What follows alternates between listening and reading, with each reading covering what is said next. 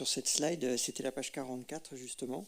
Comment vous expliquez la baisse significative sur 2024, 2025, 2026 de la taxe que vous appelez taxe d'urbanisation, d'urbanisme, je sais, non, taxe d'urbanisme, pardon, dans le tableau.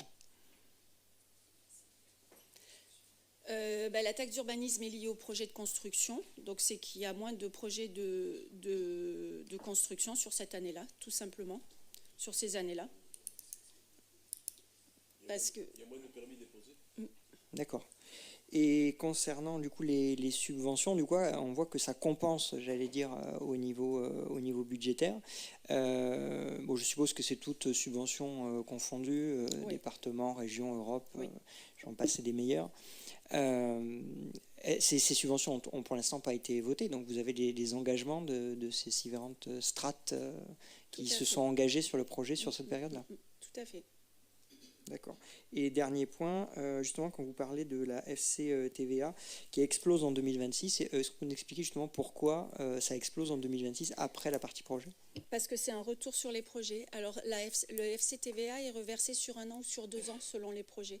D'où le décalage et l'anticipation qu'il faut avoir pour avoir quand même la trésorerie avant. Peut-être détailler un peu plus sa nature, parce que c'est pourquoi cette recette intervient après justement la réalisation des projets. On aurait tendance à penser que ça coûte plutôt les projets que ce que ça rapporte. Non, ça c'est une reversion de l'État, c'est un retour sur la TVA que nous avons payée, si vous voulez. Donc en fait, ça peut venir qu'après l'investissement. C'est une TVA comme ristourne. C'est un reversement de la TVA. Donc il faut d'abord qu'on paie, et après ça revient. Alors, ils sont en train de réduire le temps de reversion. C'est-à-dire que maintenant, il y a un autre rythme qui se met en place. Et sur de nombreux projets, c'est une reversion trimestrielle qui va venir. Parce que souvent, c'était 1 an, voire 2 ans. Donc, quand il y a de la trésorerie, ce n'est pas très grave. Sinon, beaucoup de communes sont obligées de prendre des lignes de trésorerie en attendant de percevoir le FCTVA.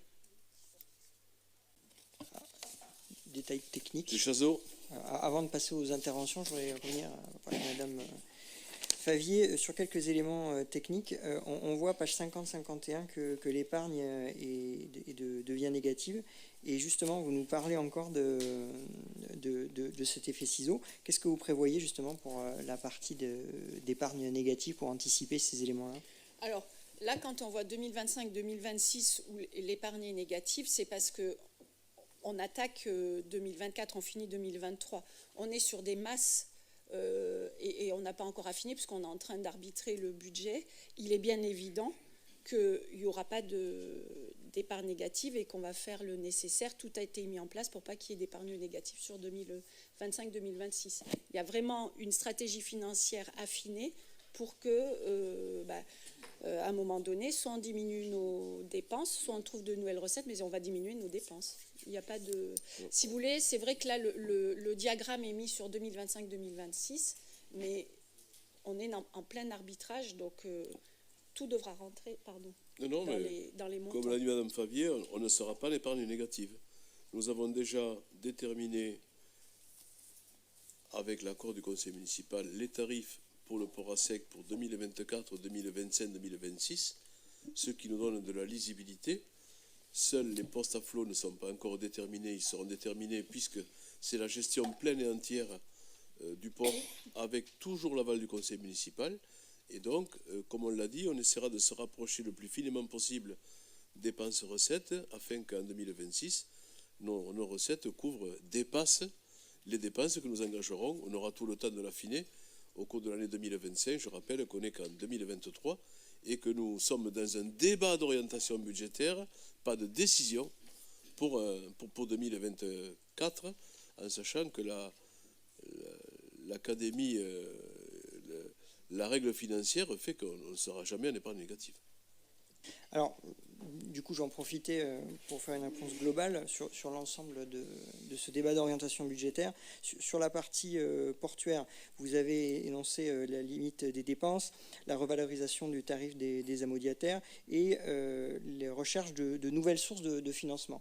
J'allais dire, je peux aller que dans ce sens-là, puisque lors du dernier conseil municipal d'octobre, je vous avais moi-même dit, en termes d'organisation, qu'il ne fallait pas se priver d'avoir un outil de cette nature-là, de nature justement publique mais détenue par des fonds, enfin l'inverse, privé mais détenue par des fonds publics, et donc de ne pas se priver de leviers qu'on pouvait avoir.